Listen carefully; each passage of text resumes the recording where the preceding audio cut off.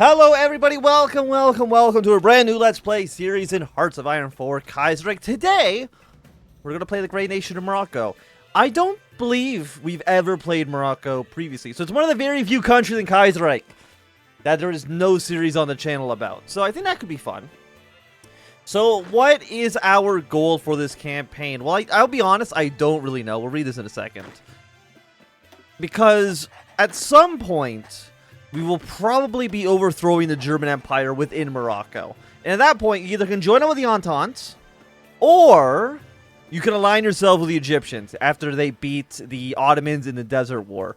So we'll kind of see which of those two routes we want to go with. If Egypt is still fighting, the, what do you call it, the Ottomans, then we'll align with the Entente. If the Egyptians have already beaten the Ottomans, then we'll align ourselves with them, and then crush the French Republic together. Sounds like that could be fun as well. But anyways, the history of Morocco. In 1904, France and Spain carved out zones of influence in Morocco. Recognition by the United Kingdom of France's influence provoked a strong reaction from the German Empire, and a crisis loomed in 1905. The matter was resolved at the Algiers Conference in 1906. The Algeria crisis in 1911 increased tension between European powers. The 1912 Treaty of Fez made Morocco protectorate of France and triggered massive riots. By the same treaty, Spain assumed the role of protecting the power over the northern and southern Sahara zones, and during the Ville Creek, the Zayan Confederation of Berbers rebelled against the French and received ample central power support, but failed to achieve any major victories until the fall of France. While various pretenders attempted to negotiate with the German Empire, they were inconclusive, and in the end, Muhammad V was placed on the throne after his father abdicated. The new Sultan signed a new treaty with the Germans, one whose influence on internal Morocco affairs was greatly diminished compared to the French protectorate. The treaty was still as carefully worded as to render it amicable as possible, however tensions still flare up on occasion, sometimes requiring the German-backed royal guard to intervene. As the 30s roared in, the Morocco recovered from their protectorate era, yet relations with Algeria reigns quite cool. Event to the point of some nationalists advocating strengthening the alliance with the German Empire to secure Moroccan independence.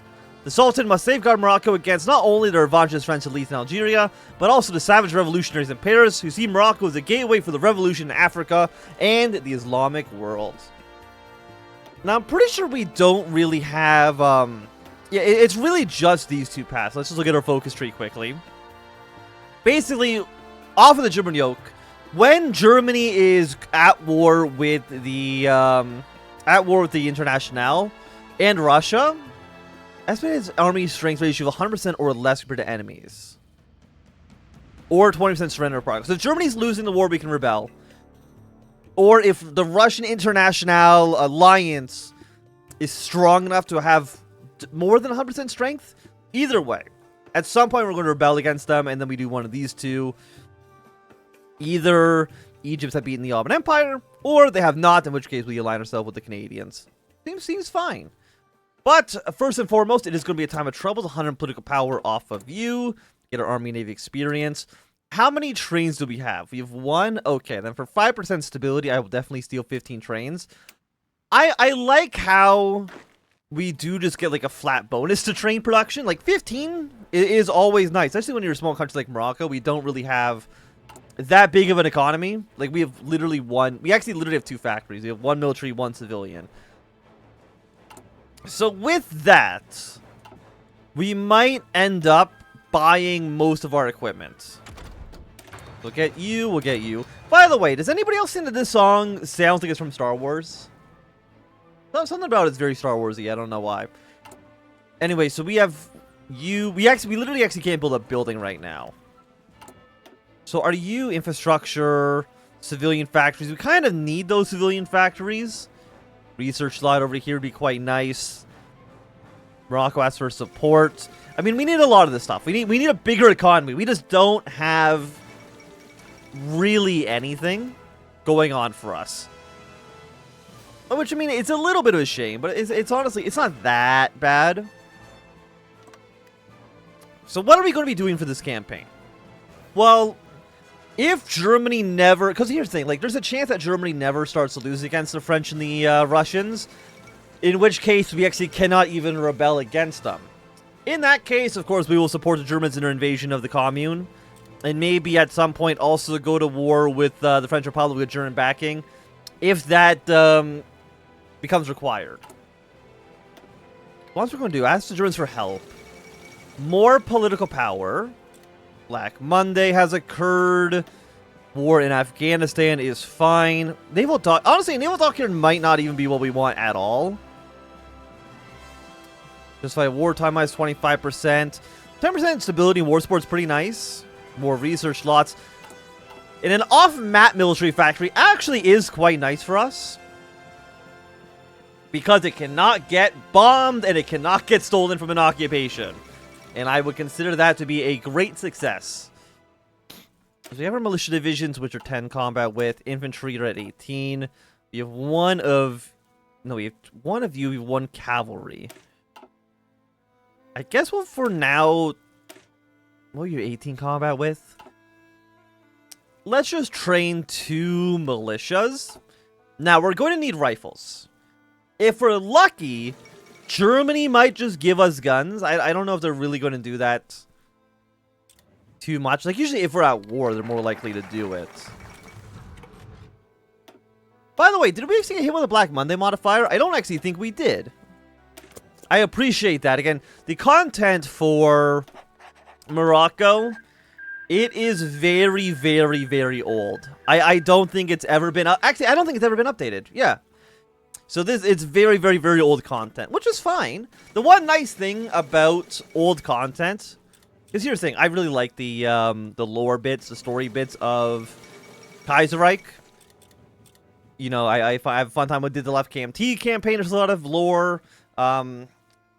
Basically, well, any country. Most countries have more lore. I don't think... We had that little blurb at the very beginning. I think that's all we've had so far. I mean, the fact that Morocco doesn't even get hit with Black Monday is kind of wild, but that's fine. But again, I like all the lore bits. I think those are fun. But the nice part about not having the lore bits is that we do kind of get into the campaign a little bit faster. Like, I'm trying to think, like, when we played the Left KMT a few months ago, how many episodes was it before we even started the war to reclaim China? Genuinely, it might have been, like, 12, 13 episodes? Something like that? Whereas if you play a mod that doesn't have, like, any lore, like you go play the Great War mod, for example, you can do, like, the whole campaign in, like, 6 episodes. Construction speed plus 8% is basically fucking garbage. Do you have anything good here? I mean, 50 planes actually is quite nice. This we'll never worry about. Land auction, the research bonus is nice. Air support artillery. Training time minus 20%. I mean, that could be okay. You know, actually, heat attrition minus 50%. I think actually could be quite nice. Especially if we end up going to war with the French Republic. Being able to not take mass attrition by being in... I mean, like, what's the temperature right now in Morocco? 21... 21 is not very hot. That's room temperature. But anyways. Very hot, very... Or is it because it's a desert tile? Extremely hot, 31. You know what? I would agree with that. Rain, rain. Basically, every square inch of Spain is currently raining. Either way. Or is very hot just like the weather condition? Attrition from weather only applies to controllers at war. You know what? I actually did not know that. I know that seems a little bit surprising that I wouldn't know that. I actually did not know that attrition only happened during war. I mean, that's nice. I appreciate that. Because it would be really, really annoying to constantly have to worry about attrition like that. There's just standard attrition, like you don't have enough supplies. Are we going to go to war with Spain? I guess really the Spain situation mostly revolves around what happens to them after the war. If they go communist or they join up with the French, then we should be able to seize their colonies.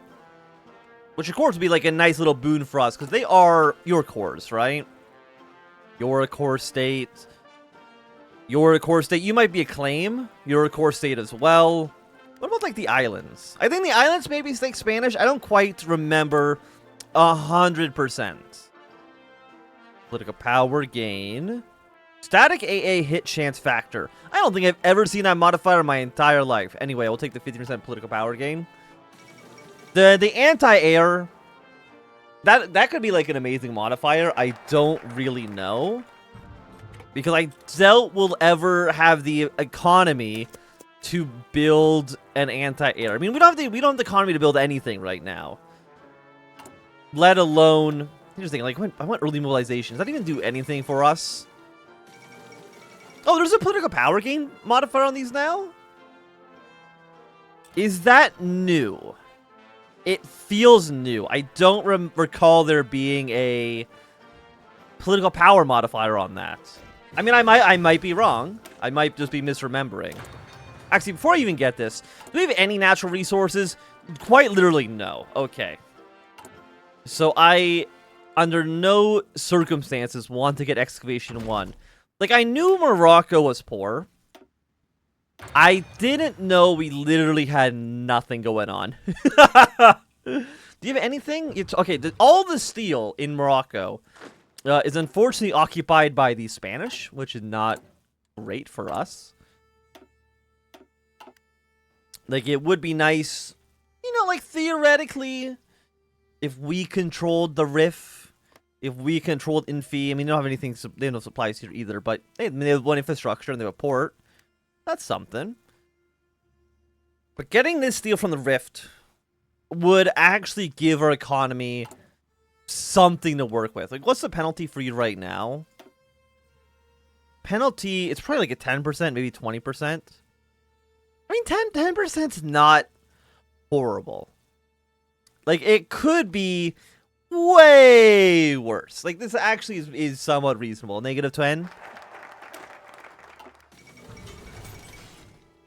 Industry and electronics. Infrastructure bonus here. We got a naval dockyard. Another civilian factory. I will take you. And then for our construction, I think we just build civil. Well, we built civilian economy for now. And I think we spend a lot of our time just buying the equipment that we need. Instead of trying to build military factories, just buying the guns from somebody else probably is worthwhile. I mean, Russia's selling trains. Bulgaria has some guns. They have 300 rifles. We do need 600. 2 deliveries? I'll do it. I'll take them. You can't stop me. Two civilian factories. And we're slowly building up our infantry. I mean, our manpower is not bad. I mean, we have 6 million population. I would say that's quite good. Jamal Shamir declared war on Nej and Hassa. That is okay. We are missing 2 on steel. But it's not worth importing the steel. Definitely not. There's no way in hell that is actually worthwhile. Now, Spain will be entering a civil war within a few months. I think it's like November of 36. It's around when their election happens. And I don't quite know when their election happens. I think it's somewhat soon. I think it's like November-ish. Consumer goods mine. I mean, another consumer goods minus 10% actually would be quite nice. So let's get infrastructure off of you. Now again, I don't believe we can seize the Rif just because Spain is at war. I am pretty sure CNT needs to control Spain. They need to declare themselves to be the Spanish Socialist Republic. And at that point, we are able to seize this territory. But of course, that's not going to happen right away. Okay, our first delivery is here. Oh, our second delivery is here. Excellent.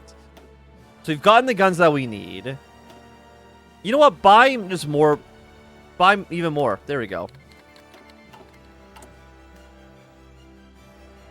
Buy the guns that we need. Hetman Sprosky has fled Ukraine. They have declared themselves to be the People's Republic. Now, I'm not actually 100% too sure of all of the Ukraine paths that they can take. Right now, they declare themselves to be... Are the socialists in governments? I don't believe so. Like, you are the Social Democratic Workers' Party. The USDRP. Which is different than the Socialists. But I will say the Socialists do have quite a bit of support up there. So it's hard to say. Our request for military action has been accepted by Ukraine's People's Republic. They joined the New Bund. I mean, that's fine, I guess. I guess it doesn't make a big difference one way or the other. Whether or not they are pro-Austria or pro-Germany. It does weaken Germany's position for sure. And probably boost the Russian position. But if Russia declares... Because they're going to border Austria. So I believe on day one, because Russia borders the New Bund, Austria joins the Reichspakt on day one. So this might actually be a bit of a power spike for us. I'm not 100% too sure. I want to know. I want to research you. I'm already researching this technology. If I was to switch this, because I accidentally pressed the wrong button.